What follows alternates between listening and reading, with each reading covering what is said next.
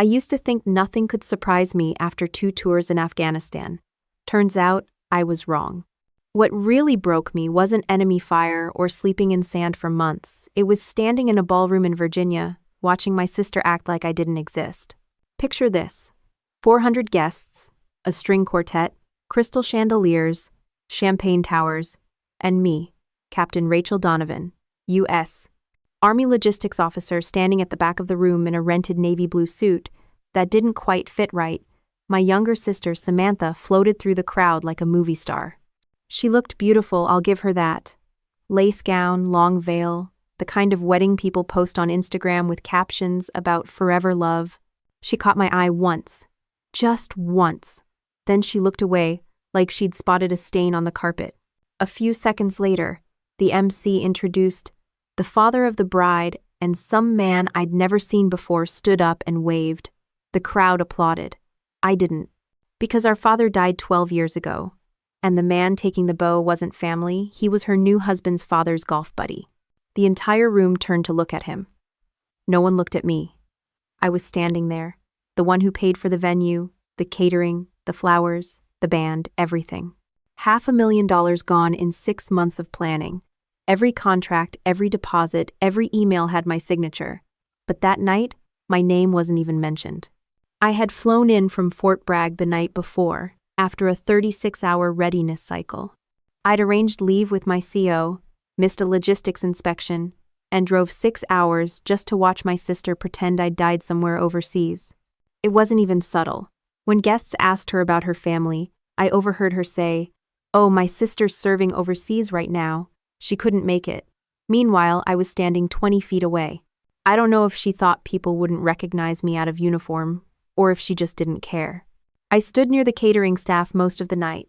That's where they'd seated me, table 21, right next to the kitchen doors. The hum of dishwashers, the clatter of trays, and the occasional excuse me when a waiter needed to pass. Everyone else sat near the stage, smiling, drinking, clinking glasses, taking photos like a lifestyle magazine spread. It was almost funny, in a tragic way. My sister had built an entire identity around being sophisticated. The country club crowd loved her. She was marrying into the Hughes family, old Virginia money, people who wore linen in December and talked about heritage properties. I could have told her that the Hughes money came from a chain of lumber mills and a handful of unpaid workers back in the day, but she wasn't interested in details that didn't fit her narrative. She'd always been chasing something shinier than what she had. Growing up, we were close. I was the older sister, the protector. Our mom left when Sam was 9. I practically raised her. Made her lunch, drove her to school, stayed up with her when she cried about boys or grades. When I enlisted, I sent money home every month to help with bills. When Dad passed, I paid off the mortgage. And when Sam called me crying last year about not being able to afford her dream wedding, I wired her the money without hesitation. I didn't do it for recognition. I did it because family is family, or at least I thought so. During cocktail hour, I watched people toast her and her new husband, Mark Hughes, a man who looked like he'd been born wearing cufflinks. He shook hands like he was closing a business deal. His parents looked at me once, gave that polite smile rich people give when they're trying to figure out if you belong there, and moved on. At one point, a guest, some guy from the groom's law firm, asked if I worked in event coordination. I said, something like that. It wasn't worth explaining that I'd spent 20 years coordinating supply convoys through combat zones. The catering manager, a woman named Donna, stopped by my table around 8. "Captain Donovan," she said quietly, "will need final payment authorization before dessert service." I nodded. She knew the arrangement. Every vendor had my number.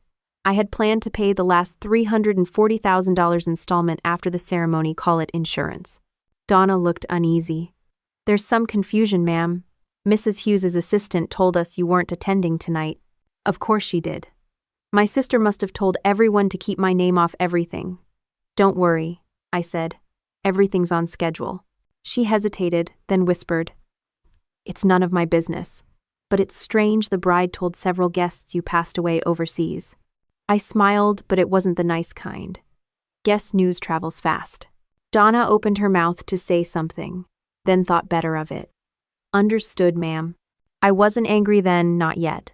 I was past anger. What I felt was closer to disbelief. like watching a movie where you recognize all the actors but none of the lines. Then came the toast. Mark's father stood up with a champagne flute and a voice that carried across the room. "Tonight, we welcome a wonderful woman into our family," he said. "Samantha Hughes, a woman of grace, integrity, and strength. And we also want to thank her father and her family for raising such a remarkable daughter." The spotlight turned toward the front table. Her fake father smiled and raised his glass. Everyone clapped. That was the moment something inside me cracked. Not loud, not visible, just a quiet break you feel in your chest. I took another sip of my drink, nodded at Donna, and checked the time. 8:47 p.m. The final transfer authorization was scheduled for 9. No one in that room realized that their fairy tale wedding depended entirely on a few digits on my phone. My sister's laughter echoed across the room, light and perfect. People circled her, congratulating her on the most beautiful night of her life.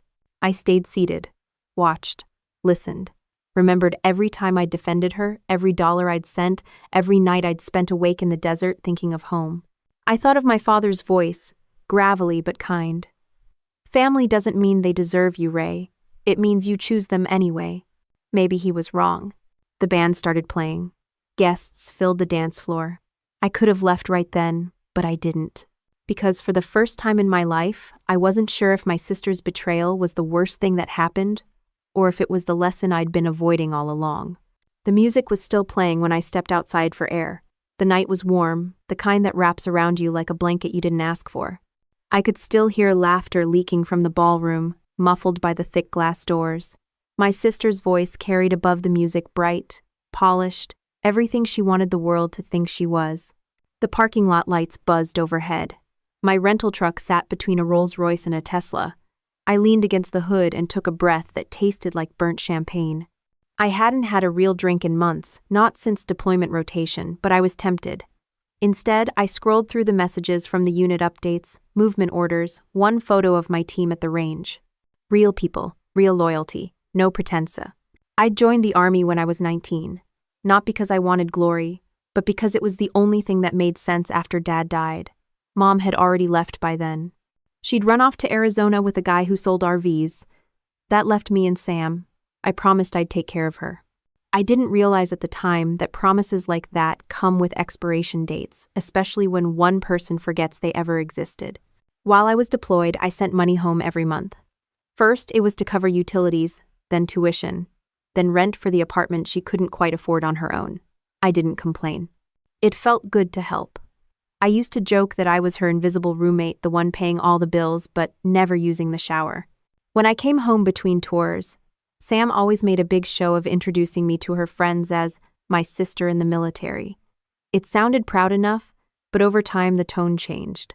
It became my sister, she's in the military, the kind of line people say when they're trying to excuse a lack of polish. She never said it outright, but I could tell she'd started to see me as the reminder of a version of herself she wanted to erase, the girl from a small town whose family worked blue-collar jobs and didn't know which fork to use at a dinner party. When she got engaged to Mark Hughes, she called me crying because the venue deposit alone was more than she made in 3 months. I remember sitting in my bunk, still in uniform, listening to her panic over the phone while mortars thumped in the distance.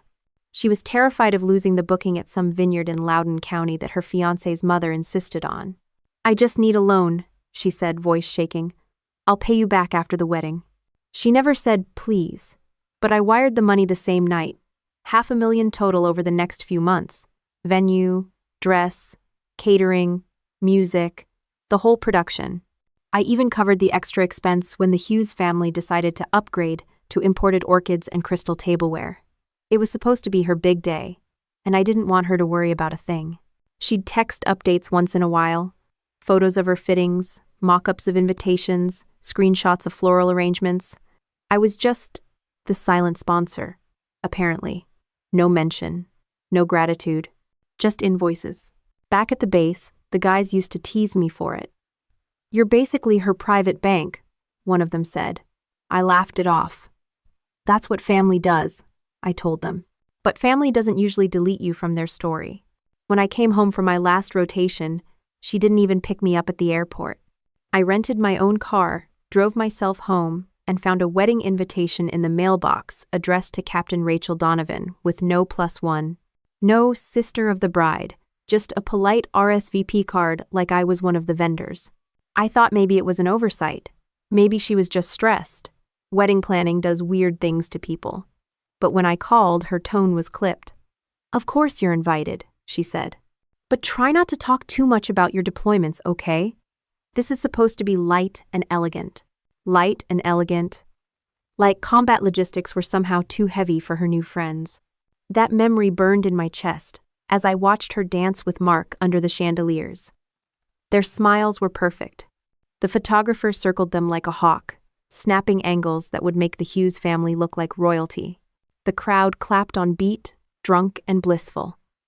No one saw me standing there, the invisible sponsor in the shadows.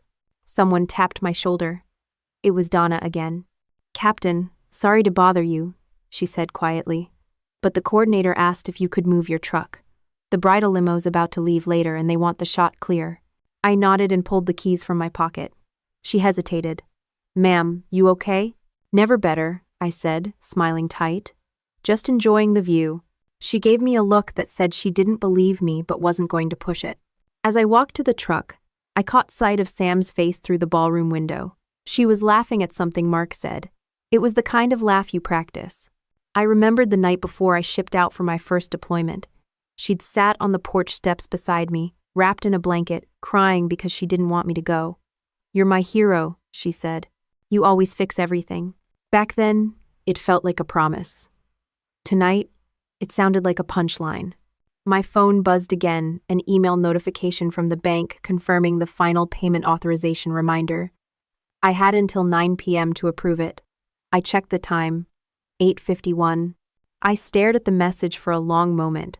$500,000. I could hit one button and make her fairy tale complete. Inside, the band shifted to something slower. The photographer directed the couple toward the cake table. Guests formed a semicircle, phones raised. Donna's voice came through the open door, calling for staff positions. I watched the reflection of the ballroom lights shimmer across the hood of my truck. I thought about every dollar, every sacrifice, every night I'd spent away from home to make someone else's life easier. And for what? To be erased from my own family's story? There's a moment in every operation where you realize continuing as planned is no longer the smart move. You adapt, reassess, execute.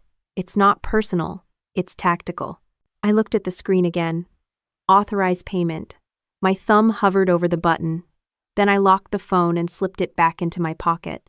When I turned toward the building, I saw the reflection of fireworks in the glass. The Hughes family spared no expense. Of course they didn't, they thought someone else was footing the bill. I went back inside and found my seat. Table 21. My drink was still there, the ice mostly melted. Across the room, Sam was cutting the cake, feeding Mark a bite while everyone clapped. The photographer caught the exact moment their fingers touched. I lifted my glass in a small toast no one noticed and took a slow sip. There's something oddly peaceful about realizing you're done pretending. The violinist started another song. The crowd swayed. Laughter filled the air again. I checked my watch. 8:58. 2 minutes until the authorization window closed. I took one more sip, set the glass down, and reached into my jacket for my phone. The screen glow lit my face as the timer hit 8:59. My thumb hovered again, steady as if I were about to confirm a mission order. Years of military conditioning make hesitation feel like failure. But this wasn't hesitation. This was strategy. I slipped the phone back in my pocket, leaned back, and let the decision settle in my chest. Every contract tied to that wedding venue, catering, photography, decor, had my signature, my company card, my bank transfer history. Sam's name appeared on none of it. She'd wanted it that way. "It'll look more professional," she'd said. "You know, for the vendors." The truth was simpler. She didn't want anyone to know who was paying. I glanced across the room. Her friends from Richmond were gathered near the bar, laughing too loudly, trying too hard. Every one of them looked like a lifestyle ad, expensive hair, casual confidence. They didn't look like the type who'd ever split rent or live off MREs. I wondered if they'd ever worried about overdraft fees or counted change at a gas station. At the head table, Sam leaned close to Mark, whispering something that made him smile. It was practiced, rehearsed. She'd spent 6 months sculpting this moment, and she'd sold it well. To everyone but me. Donna approached again, careful as a soldier entering hostile ground. "Captain, final payment authorization is still pending," she said softly. "We can't proceed with dessert or bar service until it clears." "Understood," I said. "Hold steady." Her brow furrowed. "Ma'am, just a few more minutes." She hesitated, nodded, and backed away. I took another sip from my glass. Scotch, cheap, despite the bar menu, figures. The Hughes family had insisted on premium everything but probably cut corners wherever they could hide it. Rich people have a special talent for spending other people's money. I remembered when Sam first mentioned Mark. "He's so ambitious," she'd said. "He makes me feel safe." That was her word, safe. I'd spent years in combat zones keeping people alive, but apparently safety came with cufflinks and a golf membership now. At first, I'd been happy for her. She sounded in love. Then came the wedding planning. The spreadsheets, the invoices, the endless upgrades. Every few weeks, she'd call in tears over something essential. Better flowers, a designer dress, a live band instead of a DJ. "It's just one day," she'd say, like that justified everything. When I asked if she was sure Mark's family wasn't helping, she brushed it off.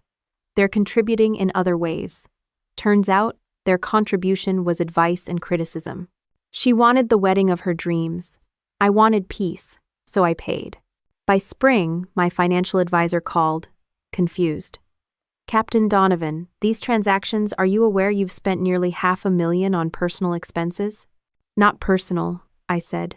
"Family." He paused, long enough for the silence to sting. "Just remember, Captain family can also be your most expensive habit." He wasn't wrong. Back in the ballroom, the MC grabbed the mic. "Ladies and gentlemen, it's time for a few words from the bride's family." The crowd cheered. I froze. The Hughes family looked pleased, expecting some elegant speech from Sam's new in-laws. A man in a gray suit, one of Mark's uncles, I think, walked up and made a joke about joining families. Laughter rolled through the room. Then, the mic passed to Sam. "Thank you all for being here," she said, her voice smooth and clear. "I want to thank my incredible husband, his wonderful family, and everyone who helped make this night possible." She smiled, eyes glassy with practiced emotion. "I also want to thank my father, who taught me what hard work looks like and what it means to love unconditionally." I looked around the room, waiting. Her eyes flicked toward the front table. The fake father nodded, raising his glass like a knight being honored. Applause thundered. My jaw clenched so hard I felt my teeth grind. I caught Donna's gaze across the room. She didn't need words. Her expression said everything. "I know what's happening here." Sam kept talking, thanking her new family, praising Mark's parents for welcoming her like a daughter. I stopped listening. The words became static. All I could think about was the years I'd spent making her life easier. The rent payments, tuition, emergency bailouts. And this was how she repaid me, by erasing me completely. She'd once told me she wanted to marry someone who understood her. Maybe she did, because Mark's family didn't see me either. They looked right through me, like I was part of the catering staff. A waiter passed, offering champagne. I waved him off. My hands were steady, always steady.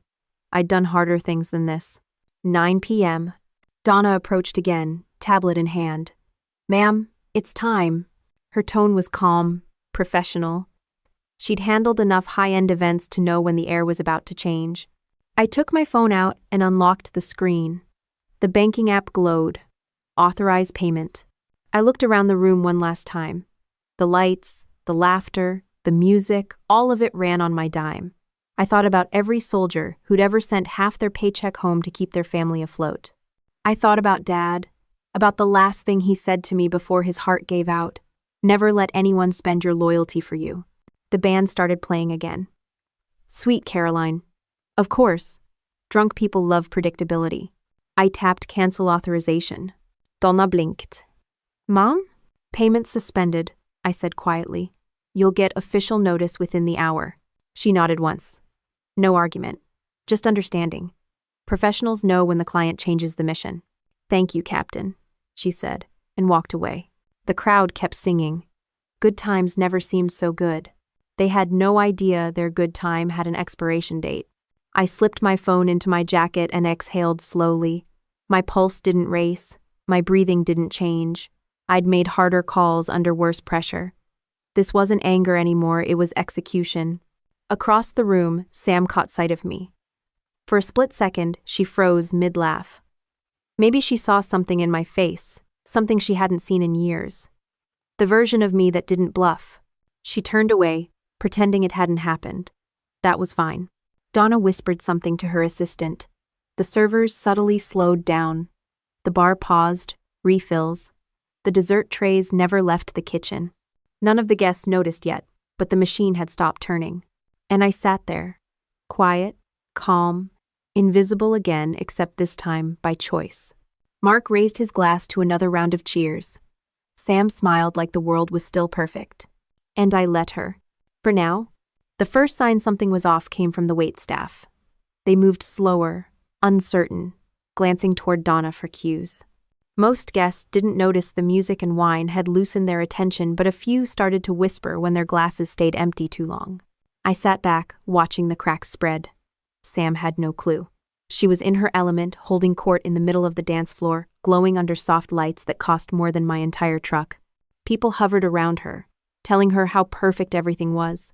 Her laugh carried across the room like she'd already forgotten we shared a last name. A few tables over, one of the Hughes cousins leaned toward another guest and pointed subtly in my direction. I didn't have to hear what they said. The look was enough, half confusion, half disdain. The "who invited that one?" face. I wasn't dressed fancy enough. I didn't fit the script. That was the whole point. The Hughes family had built a world so polished it squeaked. And my sister, desperate to belong, had scrubbed every trace of where she came from, including me. I don't embarrass easily, but sitting there ignored, dismissed, erased, did something to me. It was the kind of humiliation that doesn't make you cry. It makes you quiet. A woman at the next table smiled politely. "So, how do you know the couple?" I looked her straight in the eye. "I'm family." "Oh," she said, startled. "Which side?" "The bride's." Her smile flickered. "Oh, how lovely." She turned away before I could elaborate. People don't like answers that complicate their assumptions. I took another sip of my drink and checked the time. 9:08. The first catering team quietly exited the kitchen. The bar lights dimmed slightly. Guests kept dancing. The party looked perfect from a distance, but I could see the foundation shifting. Mark's mother approached the DJ table, gesturing impatiently. Donna intercepted her before she reached it. Their conversation was short, low-voiced, professional. I could tell exactly when Donna said the words "final payment" because Mrs. Hughes's smile froze in place. She scanned the room, eyes darting between the staff and me. I gave her a small nod when she found me. It was almost polite. She didn't return it. Across the room, Sam was surrounded by guests asking for photos. I remembered the days when she couldn't take a picture without calling me to check if she looked okay. I used to tease her about filters. Now she didn't need my approval. She had a crowd to validate her. A photographer came by, snapping candids. When he pointed his camera my way, he hesitated. "Sorry, ma'am. Are you staff or family?" That one hit harder than I expected. "Family," I said. He smiled awkwardly, lowered the lens, and walked off. I laughed under my breath. Not the funny kind. More like the sound you make when you realize you've been the punchline all night.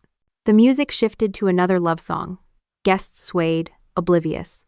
The MC announced a toast from the maid of honor, one of Sam's new friends, a woman who pronounced literally with 3 extra syllables.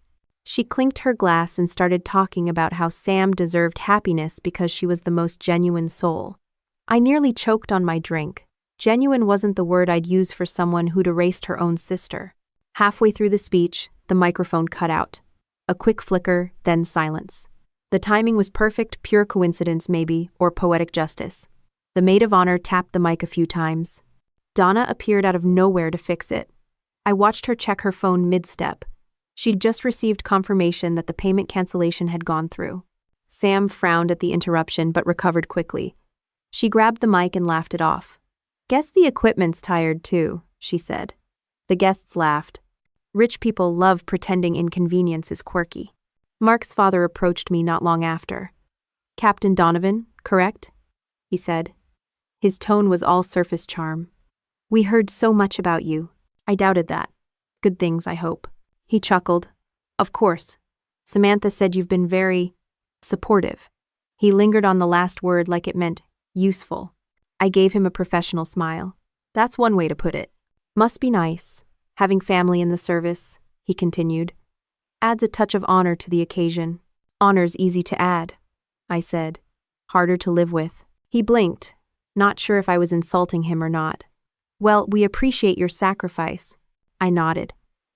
Funny thing about sacrifice, it only counts when people notice it.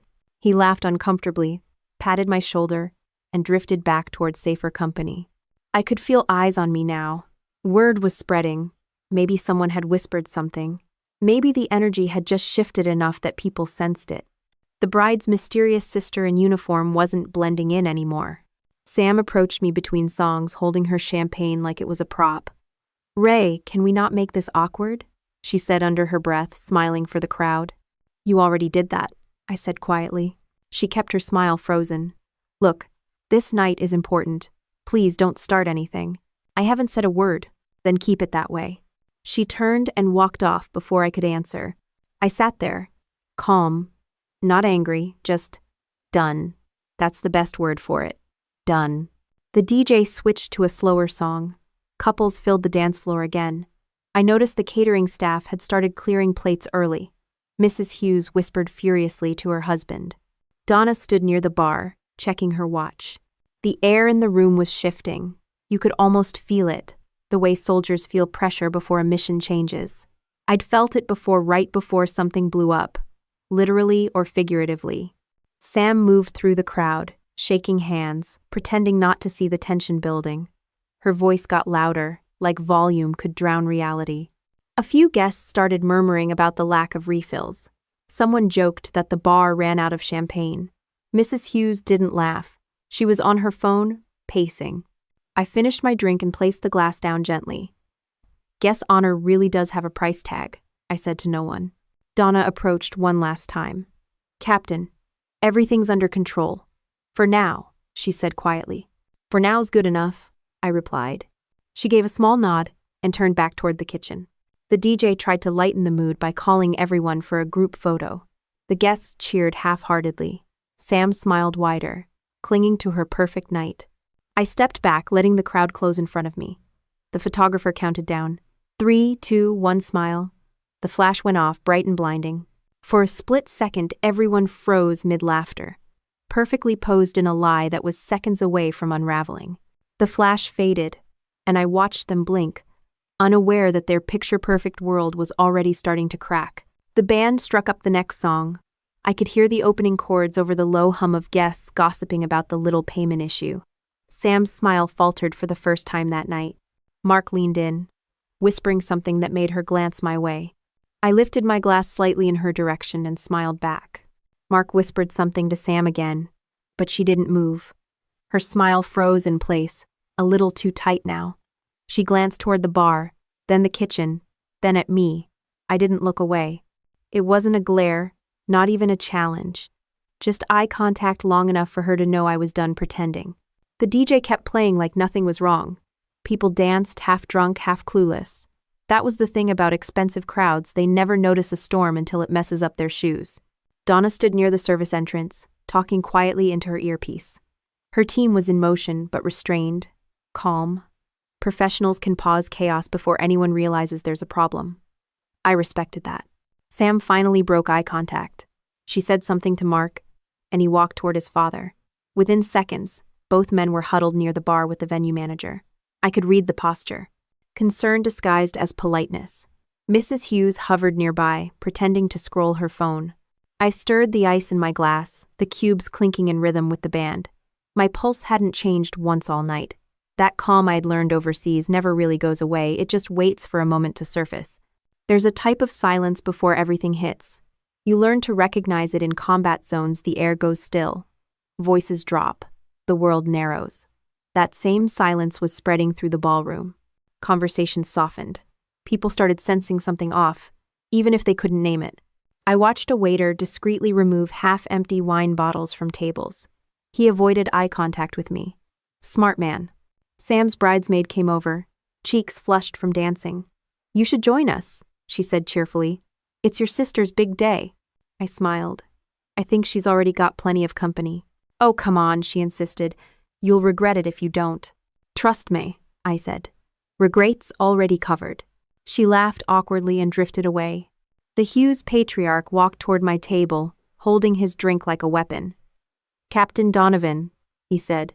His tone was polite, but his eyes weren't.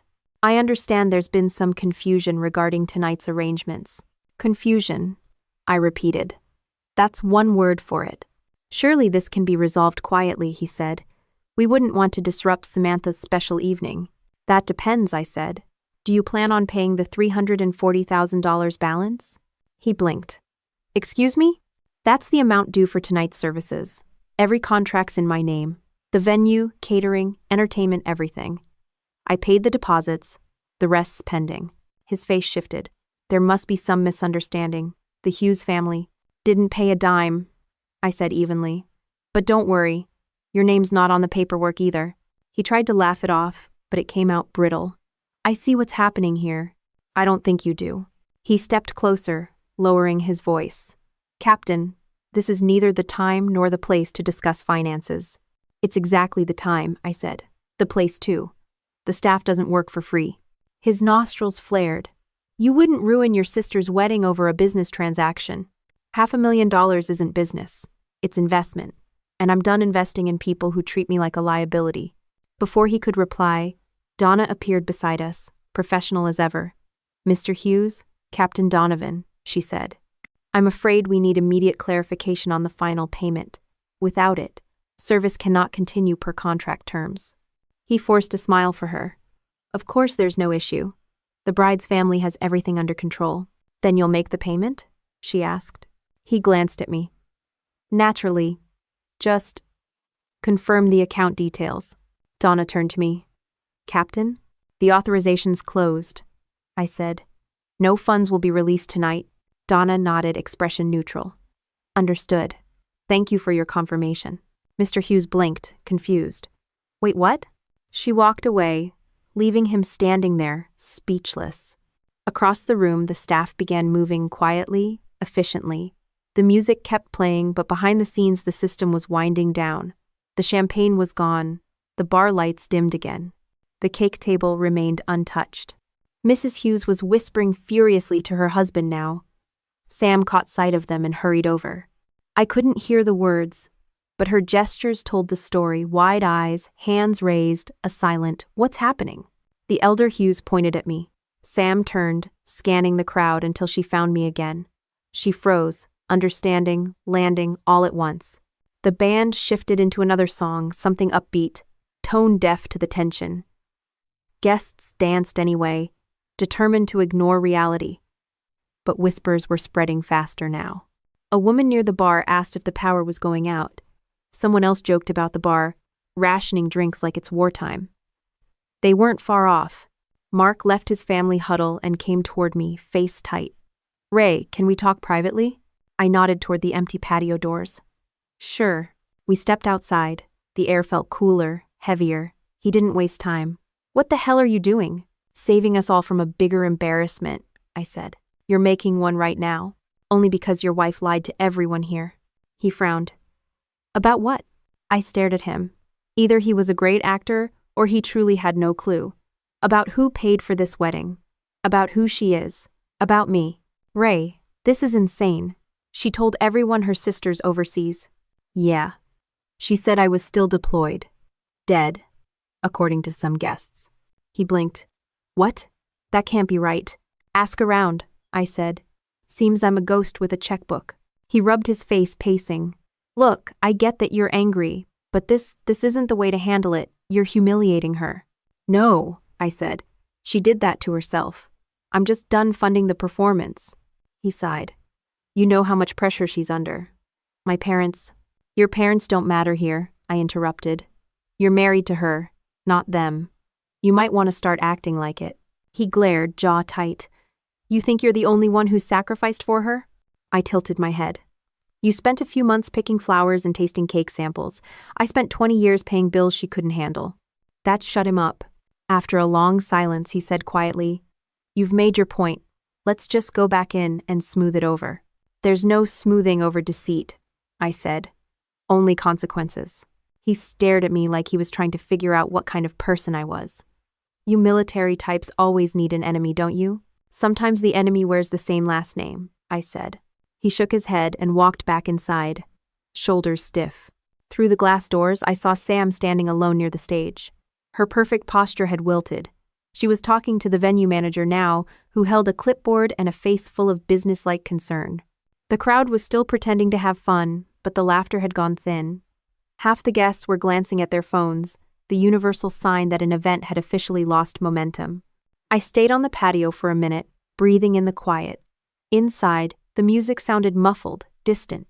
I could almost imagine it wasn't happening, that my sister hadn't turned me into a ghost at her own wedding. But imagination doesn't pay invoices. When I finally stepped back inside, the photographer had stopped shooting. Donna caught my eye and gave a subtle nod. The clock was ticking. I straightened my jacket, walked toward the nearest staff member and said, "Tell Donna to prepare for termination of service. Immediate." He blinked. "Yes, ma'am." And just like that, the last illusion of control in that room started to die. Donna's team moved like a trained unit. The servers exchanged quick glances, no words. The sound system adjusted volume slightly lower, just enough to make the silence more noticeable. Guests sensed it, the small drop in energy, the way a party turns uneasy without knowing why. I found my seat again. Same place as before, table 21, next to the service doors. From there I could see everything. Sam had her hand on Mark's arm, trying to keep him from walking toward me again. She was smiling, but her jaw was tight, the kind of smile people wear right before the facade collapses. The MC grabbed the mic. "All right, everyone. It's time for the father of the groom to give his toast." Applause broke the tension for a moment. Preston Hughes Sr., retired real estate mogul, proud of his own reflection, rose from his chair. He tapped his glass and waited for silence, like a general waiting for obedience. "Family," he began, his voice full and commanding. What a beautiful word. Tonight, we join not only two people but two lineages. The Hughes family is proud to welcome Samantha into our lives. Applause again. A few guests stood to film. I didn't clap. He continued.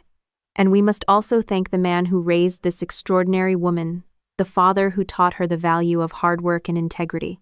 I looked up. The fake father stood and waved, like an actor hitting his cue. My grip tightened around the glass. Preston smiled, oblivious. "Let's all raise a toast to the man who built this remarkable young lady into who she is today." People stood. Glasses clinked. Sam looked down at the floor, her face stiff. I stayed seated. From across the room, Preston caught my stillness. He frowned slightly, but went on. "And to Samantha's sister," he added, scanning the room like he couldn't even remember my name. "Serving bravely somewhere overseas." That was it. He didn't even know I was there. The crowd cheered. Someone actually shouted, "Thank you for your service," like it was a punchline. Mark leaned in to whisper something to his father. Preston waved it off, basking in his own performance. Donna glanced at me from the side of the room, uncertain. My expression didn't change. Years of training keep your face calm when everything inside wants to break. The applause died down. Preston finished his speech with something about legacy, family honor, and class. I couldn't help but smirk. The Hughes family loved that word, class.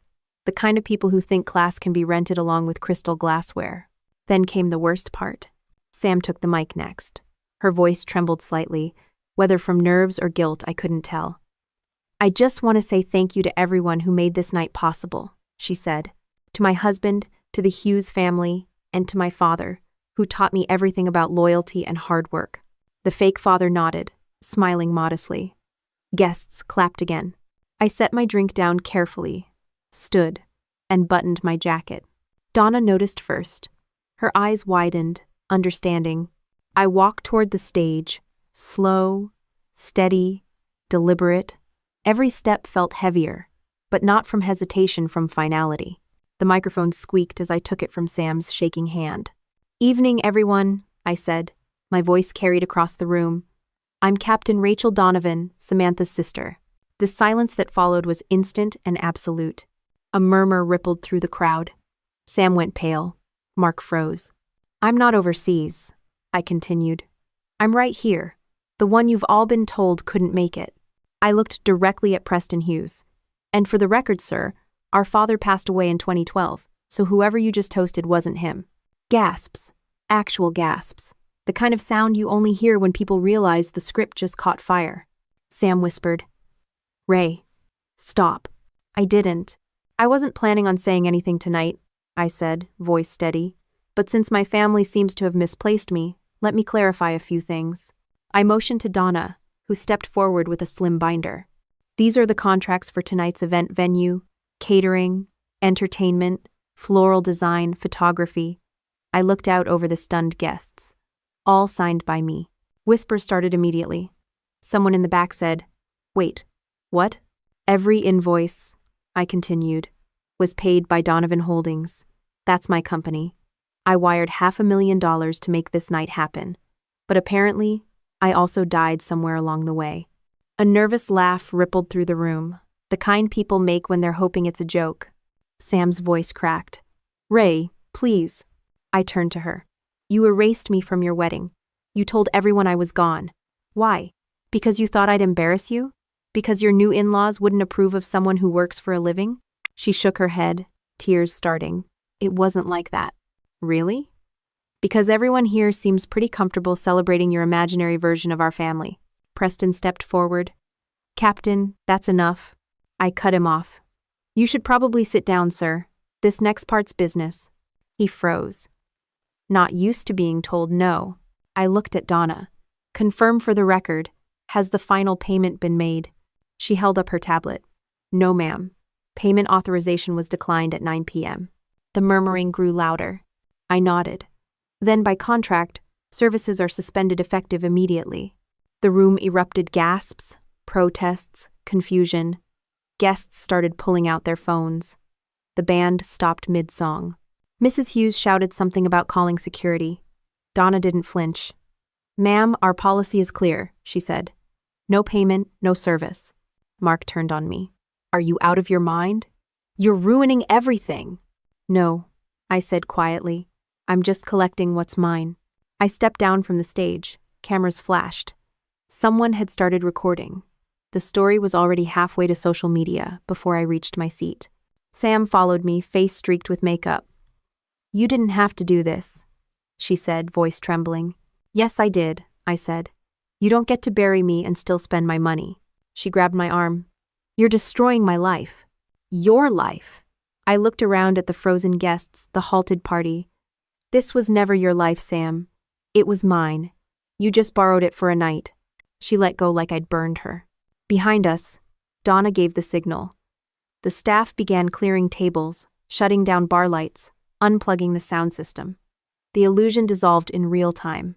The room filled with frantic whispers. The Hughes family huddled together, trying to save face.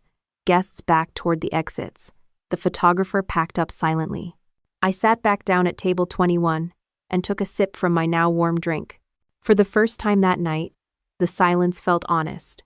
The ballroom lights dimmed slightly as the last song cut out mid-note. A glass shattered somewhere near the dessert table. Nobody cheered this time. Sam stood frozen at the center of the room, her perfect gown surrounded by empty space. Mark stared at her like he was seeing her for the first time and not liking what he saw. I didn't say another word. I didn't need to. The truth was loud enough. The air in the ballroom had gone still, heavy with the kind of silence that only happens when people realize they're standing inside a disaster.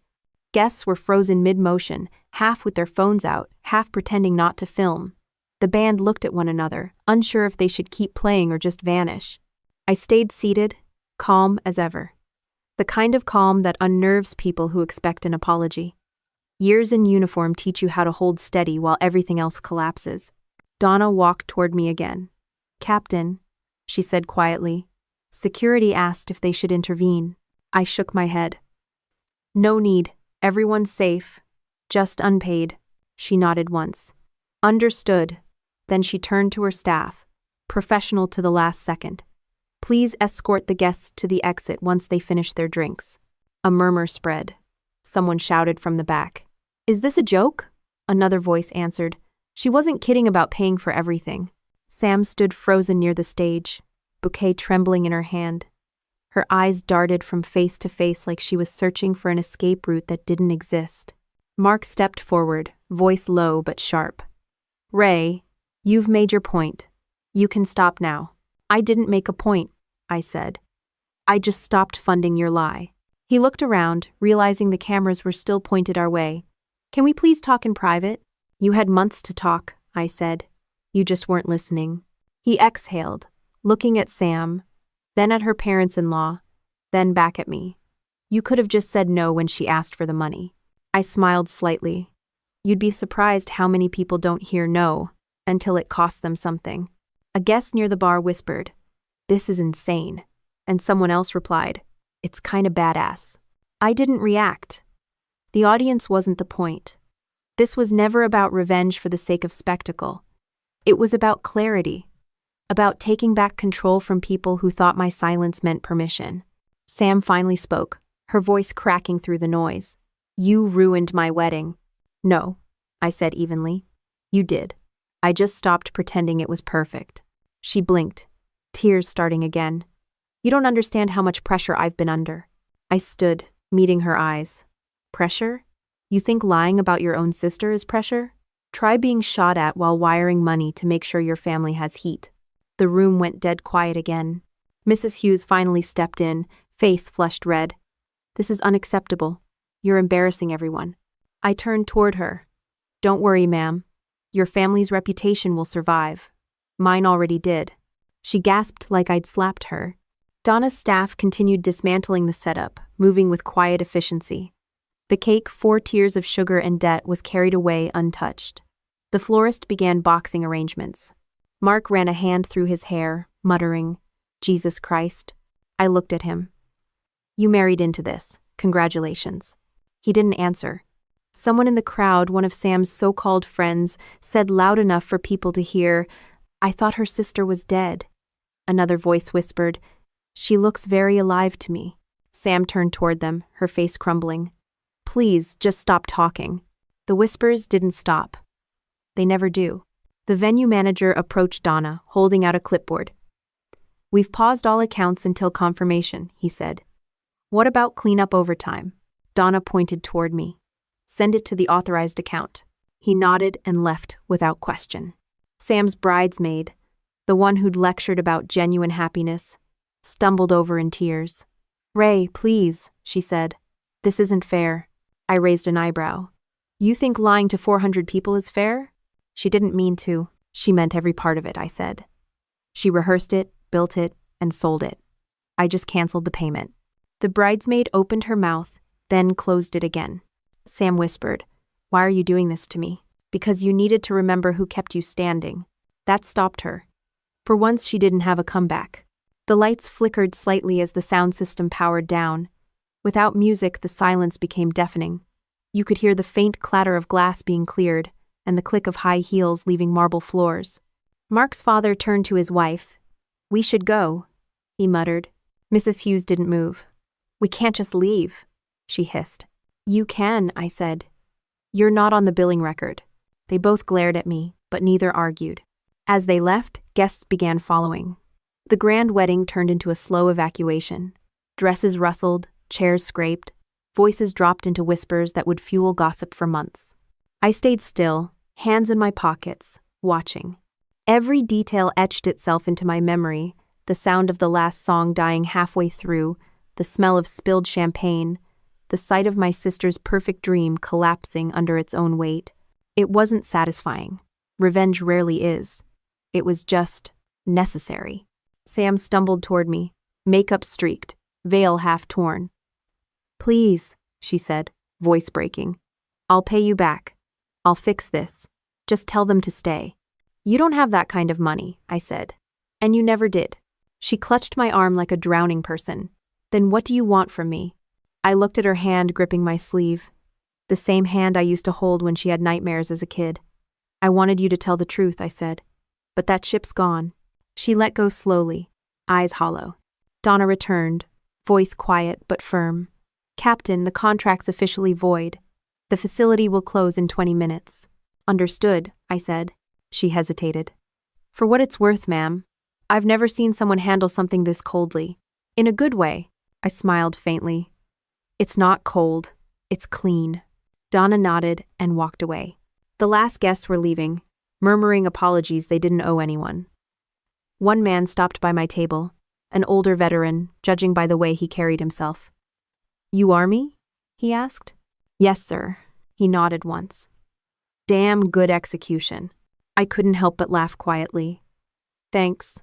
When the doors finally closed behind the last person, the ballroom was half empty. Flower petals on the floor, confetti that never got tossed, $500,000 worth of silence. Sam stood near the stage, staring at nothing. Her wedding planner whispered something to her, but she didn't respond. Mark was already gone. I walked past her on my way out. She reached for me again, voice raw. Please, Ray, don't leave me like this. I stopped. You already did. Then I walked out, the click of my heels echoing against marble and memories. Outside, the night air felt cleaner. The valet line was empty except for my rental truck, parked crooked between luxury cars. The attendant looked unsure whether to hand me the keys. Captain Donovan? He asked. I nodded. He handed them over. You left an impression, ma'am. Yeah, I said. That's what family does. I got in the truck, rolled down the window, and took one last look at the glowing venue. Behind the glass, the perfect picture was finally gone. The engine turned over smooth. I didn't speed away. I just drove, steady, quiet, like I'd done 1,000 times before leaving another battlefield behind. By the time I hit the main road, my phone was already lighting up with notifications. Missed calls, texts, voicemails, Sam, Mark, unknown numbers. I didn't bother checking any of them. The hum of the tires on asphalt was enough noise for one night. I kept my hands steady on the wheel and my eyes on the yellow lines, the same way I'd done driving convoys through blackout zones. You focus on the path, not the chaos behind you. Somewhere around midnight, I stopped at a diner off I-95. The kind that never closes, where coffee tastes like regret, and the waitress calls everyone honorable. I sat in the corner booth, still in my suit, still wearing the same calm that unsettled people all night. The waitress didn't ask questions. She just poured coffee and left me alone. The TV above the counter was tuned to a local station. I wasn't really watching until a headline scrolled across the screen. Luxury wedding ends in chaos. Bride accused of hiding financial scandal. I almost laughed. They made it sound like a Wall Street scheme. Someone at that party must have uploaded the video already. The clip played on repeat, me taking the mic, Sam's face pale, guests whispering. They blurred the guests' faces, but not mine. The caption read, Army Captain cancels sister's $500 Kelvins, wedding over betrayal. Subtle. The waitress refilled my cup without asking. Rough night? She said softly. I looked up at her and smiled. You could say that. She nodded like she'd heard it all before. Well, coffee's on the house if you promise not to burn the place down. That almost got a real laugh out of me. Deal. The news segment played again, now with commentary from some social media relationship expert, explaining how toxic family dynamics often explode in public settings. I turned the sound down and stared at my reflection in the window. It didn't look like revenge. It looked like exhaustion finally cashing in. My phone buzzed again. I flipped it over. Sam, 12 missed calls, 6 voicemails. Then a text. You destroyed me. I typed back but stopped before hitting send. There was nothing I could say that she'd hear. Not yet. By morning, the story had spread further. My name was trending, which felt surreal. Most people didn't care about the truth. They cared about the drama. Military sister exposes gold-digging bride. Family betrayal at $500,000 wedding. It was gossip with a price tag. I turned the phone off and drove to Fort Bragg. Work was predictable, solid orders, structure, people who followed logic instead of emotion. My CO, Colonel Mason, called me in as soon as I arrived. Hell of a weekend, Donovan, he said, holding up his tablet. You've seen this? Yes, sir. He leaned back in his chair. They're calling you a hero online. Something about financial justice. You planning to monetize this, or should we expect you on daytime TV? I shook my head. No, sir, I'm not interested in attention. Good, he said. Because the army sure as hell isn't either. Keep your nose clean, stay off interviews, and let the noise die down. Yes, sir. He studied me for a second longer. You okay? I've been through worse, I said. He nodded slowly. I don't doubt it. I left his office and went straight to the training yard. Routine helps. Push-ups, drills, noise that drowns thought. Still, by the end of the day, the silence returned, the one that creeps in after adrenaline fades. I checked my phone again. More missed calls, a few from unknown numbers. Reporters, probably. Then one from an old family friend, our dad's buddy, Mike Turner. I hadn't spoken to him in years. His voicemail was short. Kiddo, I saw the news. You did what you had to do. Don't let anyone make you feel guilty for it. That one hit harder than I expected. The guilt wasn't about what I'd done, it was about what came next. By midweek, the fallout had gone nuclear. The venue filed a claim against Sam for breach of contract. The catering company demanded payment. The Hughes family issued a statement calling the incident deeply unfortunate and misleading. Translation: they were doing damage control. Mark's law firm put him on temporary leave. Clients didn't like scandals, even when they weren't his fault. Sam's picture, once glowing across social media feeds, was now plastered on gossip blogs under headlines like Bride from Hell and Family Lies and Financial Ties. She finally reached me 2 days later. I was eating in the mess hall when my phone buzzed. Against my better judgment, I answered. Her voice was raw. Ray, please. I didn't say anything. I lost everything, she said. Mark's gone. His parents won't speak to me. Reporters are calling nonstop. I can't even leave the house. I took a slow breath. You lost everything because you built it on a lie. You think this feels good for me, she snapped. You think I wanted to humiliate you? You did, I said quietly.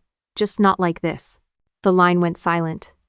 Then she whispered, I didn't mean for it to go that far. You didn't mean for it to get caught, I corrected. She started crying, soft at first, then shaking. I let her cry. Sometimes silence teaches more than words ever could. Finally, she said, I don't know how to fix it. You start by being honest, I said. Tell the truth, not for me, for yourself. I already told the reporters it wasn't your fault. It never was. Will you ever forgive me? I don't know, I said truthfully. But I'll stop hating you when you stop hating where you came from. She didn't answer. The line clicked dead. That night, I got a message from Donna. Just one sentence. We settled the account, no balance due. She'd taken care of the vendors, likely writing off part of it as PR cost. The story had made her company famous for a week. Business is business. I sat on my bunk, phone in hand, reading that message over and over. $500,000 gone. But for the first time, I didn't feel robbed, because what I'd bought was clarity and maybe peace. Later that week, one of the younger soldiers showed me a TikTok edit of the wedding scene. My face froze on screen, mic in hand, with dramatic music underneath. The caption read, When your sister forgets who paid the bill. It had over 2 million likes. I should have been angry, maybe even embarrassed. Instead, I just laughed. People will turn anything into entertainment. The difference was, I could finally watch it without feeling like the joke. That night, as I walked back to the barracks, the air was cool, still, and honest. For once, I didn't feel like I owed anyone anything. No speeches, no payments, no apologies, just quiet. By the time the wedding fallout hit full steam, there wasn't a corner of social media that hadn't picked a side.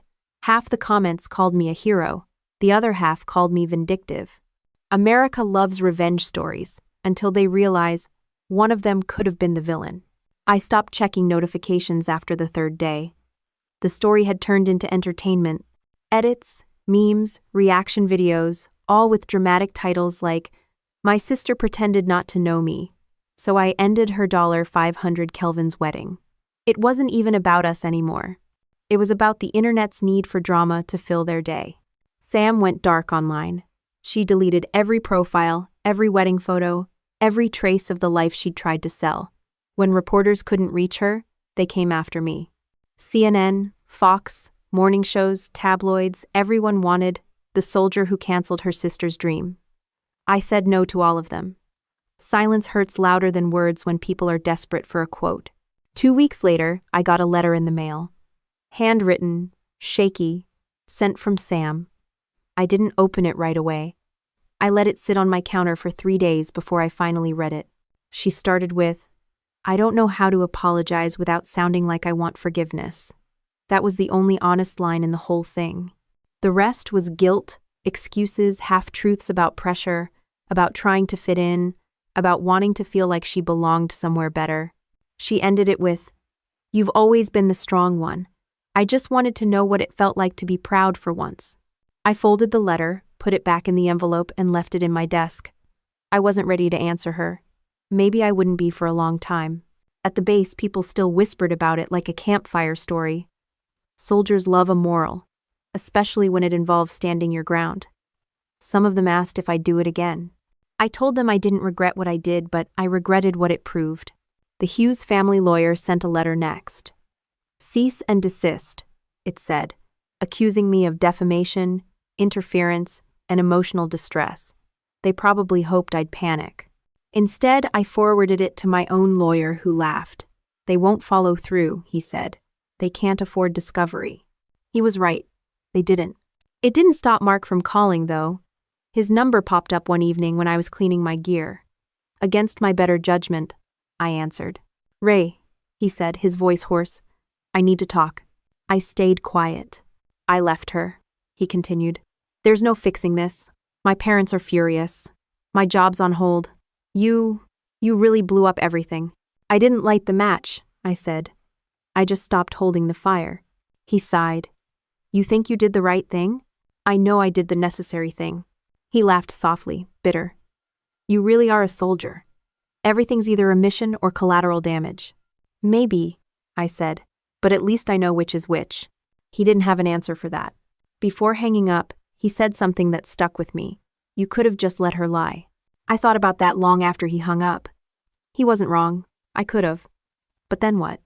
She'd still be married to a man who didn't know who she was. She'd still be pretending I was a ghost. I wasn't about to live as someone else's deleted scene. A month later, my CO assigned me to a short training rotation in Colorado. Fresh air, routine, silence. The kind of silence that doesn't demand an explanation. I took it. Out there, in the cold mountain mornings, things started to settle in my head. You spend enough time alone and the noise fades into something more manageable. I stopped thinking about the wedding. Stopped replaying the humiliation. It became a memory instead of a wound. That's when I heard from Mom. She hadn't called in years, not since she left. Her voice on the phone was older, weaker, but still had that sharp edge I remembered. "I saw the news," she said. "You're quite the celebrity." I didn't ask to be. "I'm not surprised," she said. "You were always dramatic like your father. Dad didn't fake his family for attention." She was silent for a moment. "You could have handled it privately." She didn't give me that option. Family's complicated, Ray. You can't keep burning bridges and expect peace on the other side. "I didn't burn it," I said. "I just stopped rebuilding it alone." She sighed. "Maybe you both got too much of me in you. You fight for control even when it costs love." That one hit harder than I expected. Not because she was right, because it sounded like something Sam would say. We hung up on neutral terms, which is the closest thing to peace our family ever managed. After that, the story finally started dying out. The internet moved on to new scandals. I went back to work, to training, to the kind of life where you measure progress in quiet competence, not attention. One afternoon, I found a small package on my desk with no return address. Inside was a photo, the two of us as kids, sitting on the porch steps. She'd written on the back, "Before everything got complicated." No note, no explanation. Just that. I didn't frame it. I didn't throw it away either. I just kept it in my drawer. That weekend, I drove back to our old house, the one Dad left us, the one I'd paid off years ago. The new owners had turned it into a daycare. Kids' toys in the yard, bright paint, laughter echoing off the porch railings that used to creak under our feet. I sat in the truck for a long time watching them play. It felt strange, standing outside the place where everything started, realizing how far we'd drifted. For the first time, I wondered if revenge had really fixed anything or if it just rearranged the damage. But then I remembered the look in Sam's eyes that night, the moment she realized she couldn't lie her way out anymore. That wasn't cruelty. That was clarity. And clarity's worth something. When I got back to base, there was another letter waiting for me. This one wasn't from Sam, it was from Donna. Short and professional, as always. Captain Donovan, thank you for your integrity during that event. We've implemented new payment policies after what happened. You set a standard that changed how we do business. Respectfully, Donna Myers. I smiled at that. Leave it to a logistics officer to inspire a new contract clause. By then, Sam had disappeared completely from the news cycle. Last I heard, she'd moved out of state. No job, no husband, no spotlight. Just gone. Maybe that was the best thing for both of us. The world had already moved on, but I hadn't, not entirely. There's something about betrayal that doesn't vanish. It just fades into a quiet ache that visits sometimes, like an old injury. And yet, for the first time in years, that ache didn't define me. It was just a reminder of what I'd survived. The first time I saw Sam again was almost 2 months after the wedding. I wasn't expecting her. I'd just finished a briefing when the front desk called up saying Miss Donovan was waiting. For a second, I thought it might have been a prank, but when I walked out into the lobby, there she was wearing a plain coat, hair pulled back, no makeup, no designer, anything. Just Sam, stripped of every layer she used to hide behind. She looked smaller somehow, not physically, but like the air had gone out of her. "Hey," she said quietly. "Hey." Neither of us moved closer. The room felt like a neutral zone where words had to pass inspection before crossing. "I know I shouldn't just show up," she said. "But you weren't answering my calls. I wasn't sure there was anything left to say." She nodded, eyes dropping to the tile. "You were right about everything. I didn't do it to be right." "I know." She gave a weak smile. "But it still worked out that way." We stood in silence for a moment. She looked around at the photos on the wall, group shots from overseas deployments, medals framed under glass, people she'd never meet who'd actually earned their respect. "Can we talk?" she asked. I led her outside to the bench near the flagpole. The morning sun was sharp, the kind that makes everything too visible. She took a deep breath. "I've been in therapy," she said. "It's not fixing everything, but it's making me stop lying to myself. That's a start. I've also been volunteering at a shelter downtown. They let me handle admin work, said I'm organized." She laughed softly, almost embarrassed. "I guess that's something." "It is," I said. She hesitated. "Mark filed for annulment." I figured. "It was mutual," she added, though it sounded like she was still trying to convince herself. "He said I needed to figure out who I am before I ruin anyone else's life." "That's good advice." Her laugh cracked a little. "Yeah, it's funny how truth hurts worse than betrayal sometimes." I didn't respond. After a moment she said, "Do you hate me?" I shook my head slowly. "No, I don't have the energy for that anymore." She looked relieved but also uncertain, like forgiveness wasn't something she'd planned for. "I think," I said, "you hated yourself enough for both of us." That hit her hard. She looked away, blinking fast. "You always knew how to hit the target," she said softly. I smiled just slightly. Occupational habit. For a few minutes we just sat there, letting the silence do its work. The bass hum of morning drills filled the air. Soldiers shouted commands in the distance. It felt grounding, real life moving forward while ours tried to catch up. Finally she said, "I know I can't fix what I did, but I need to try. Not to get your approval, just to stop being the person who did that." I turned toward her. "Then start by being useful. Not performative. Not perfect. Just useful." She nodded, like she understood exactly what that meant. "Can I ever make it right?" she asked. "You can make it honest," I said. "That's close enough." She looked at me, eyes wet but steady. "I don't deserve your kindness." "This isn't kindness," I said. "It's maintenance." She frowned. "Maintenance?" "Keeping what's left from falling apart." She let out a shaky breath. "I'll take it." We sat for a while longer before she stood. "Thank you for seeing me," she said. "And for ending it. I know that sounds weird, but you saved me from living a lie that would have eaten me alive." "I didn't do it for you," I said. "I did it for Dad. For the version of him who'd never forgive us if we forgot who we were." "I know," she said. "And he'd be proud of you, even if it cost us everything." She walked away after that. No dramatic goodbye, no hug, Just distance and an understanding that this was as close to healing as we'd ever get. That night, I couldn't sleep. Not because of guilt, because of the strange calm that comes after a storm finally burns itself out. I lay there thinking about how people talk about forgiveness like it's a single act. It isn't. It's maintenance, too. You don't give it once you just keep choosing not to hate.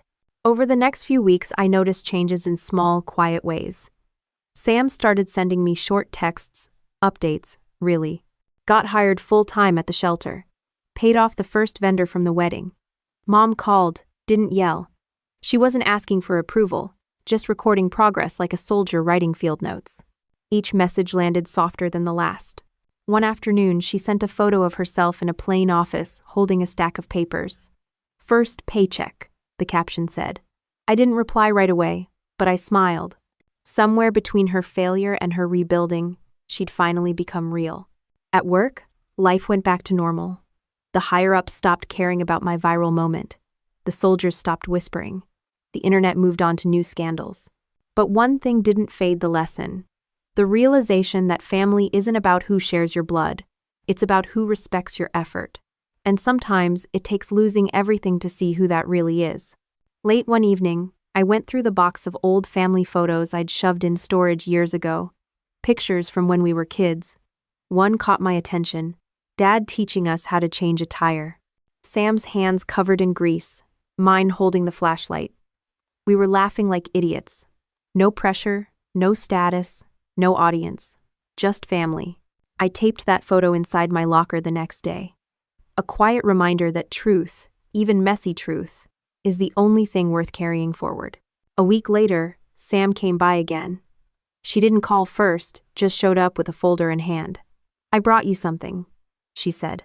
Inside were receipts payments she'd been making to cover the unpaid balance from the wedding. Not the full amount yet, but enough to show she wasn't running from it.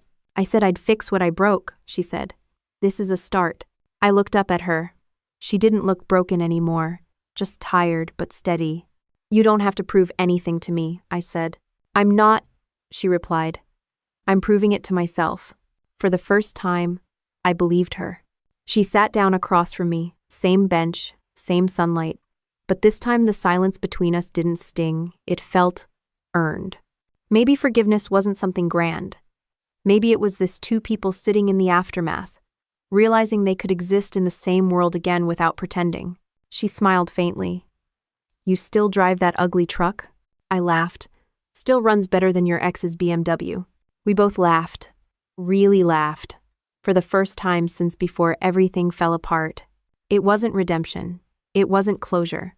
It was something better balance. And for the first time in years, that felt like enough. A few weeks after that last conversation with Sam, life had gone almost unnervingly quiet. The kind of calm that doesn't come from nothing happening. It comes from finally running out of battles to fight.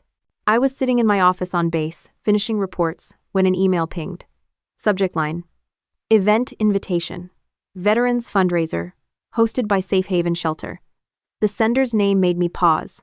Samantha Donovan, program coordinator. It didn't come with an apology or even a note, just an invitation. I read it twice before closing my laptop. She hadn't asked me to come. She'd simply included me. There was something about that that felt right. That Saturday, I drove down to the old community center where the event was being held. No red carpet, no luxury cars, no PR people staging smiles. Just rows of folding chairs, cheap coffee, and people trying to help each other without cameras watching. When I walked in, I spotted her immediately. Sam was setting up name tags at a long table, focused, calm, efficient. She looked up, saw me, and froze for half a second before smiling. Not nervously, not forced, just real. "Didn't think you'd actually come," she said. "Didn't think you'd actually invite me." She laughed under her breath. Guess we both learned something. The event started without much ceremony. A few local officials gave short speeches. Then the director introduced the shelter's new outreach program for veterans transitioning out of service. Sam was the one presenting it. She stepped up to the mic, papers trembling slightly in her hands. "We all have moments when we forget where we come from," she began. "Sometimes it takes losing everything to remember what really matters." She didn't mention me by name. She didn't have to. She talked about rebuilding, about accountability, about family as a kind of service, something that demands effort, not entitlement. Her voice wasn't polished or perfect. It cracked a few times. But it was honest, and that was more powerful than anything money could buy. When she finished, the applause was quiet at first, then grew. I didn't clap right away. I just sat there watching her, realizing she'd finally learned what I couldn't teach her through lectures or money, only through consequences. Afterward, she found me by the coffee urns. So, she said, "Was that too much?" I shook my head. "No, it was enough." She nodded, looking down at her hands. "I didn't tell them who funded the wedding or what happened. I just said I lost my way and found something better. That's all the truth anyone needs." She looked up at me, eyes glassy but steady. "I paid off the last of the vendors this week. All of it. That must have felt good." "It felt fair," she said. "Fair's better than good." For the first time, I believed her completely. We stood in silence for a while, listening to the chatter of people cleaning up. It wasn't awkward anymore, just quiet acknowledgement that the worst had passed. Then she said something that caught me off guard. "You know, I used to think you humiliated me that night." "I did." "No," she said, shaking her head. "You revealed me. There's a difference." That hit harder than she probably realized. She smiled faintly. "I still wish it hadn't been public. I wish it hadn't been necessary." We both laughed, the kind that comes from understanding instead of humor. When the event wrapped up, we walked outside together. The sky was turning gold, the kind of light that makes everything look cleaner than it really is. "You ever think about Dad?" she asked. "Every day," I said. "You?" "Lately, yeah. I keep thinking about what he used to say whenever we messed up. 'Clean your mess before you cry about it,' I said automatically. She smiled. "Exactly." We both laughed again. And for a moment, it felt like we were kids on the porch again, no titles, no shame, no headlines. Just sisters. A van pulled up to collect the leftover supplies. Sam waved at the driver and turned back to me. "You want to grab dinner? Nothing fancy. Just burgers at Eddie's like old times?" I hesitated a second. Then I nodded. Sure. The place hadn't changed in 20 years. Same neon sign, same sticky tables, same waitress who called everyone sweetheart. We sat in our old booth. Sam ordered the same thing she always used to: cheeseburger, no onions. Halfway through the meal, she looked up and said, "You know what's funny? When people ask me about you now, they don't talk about the wedding. They talk about what you stood for." I took a sip of my drink. "And what's that?" "Accountability," she said simply. "You made me realize that love without respect isn't love. It's debt." I raised an eyebrow. "That's a good line. You steal that from a book?" She grinned. "Nope. Learned it the hard way." We finished eating mostly in silence. Comfortable silence. When we were done, she reached for the check, but I stopped her. "I've got it," I said. She smirked. "You sure? I hear you're done paying for my life." "Just this one," I said. It wasn't forgiveness. It wasn't payback. It was balance. On the way out, she paused by the door. "Ray, thank you. For not letting me get away with it. For letting me fix it my way." I nodded. "You did the work. I just stopped making it easy." She smiled, hugged me lightly, and said, "Still, thank you." When I got home that night, I opened my laptop and finally went back to the original story online. The video, the comments, the chaos. Most of the posts were months old now. The world had already moved on. But buried under the noise was one comment that made me stop. It said, "Real class isn't about money. It's about paying your debts, even the emotional ones." No username, no profile picture. I didn't need one. I knew exactly who wrote it. I closed the laptop and leaned back, the faintest smile pulling at my mouth. The story that had started as revenge had ended as something quieter, stronger. Not forgiveness, not fame, just truth. And truth, once earned, doesn't need an audience.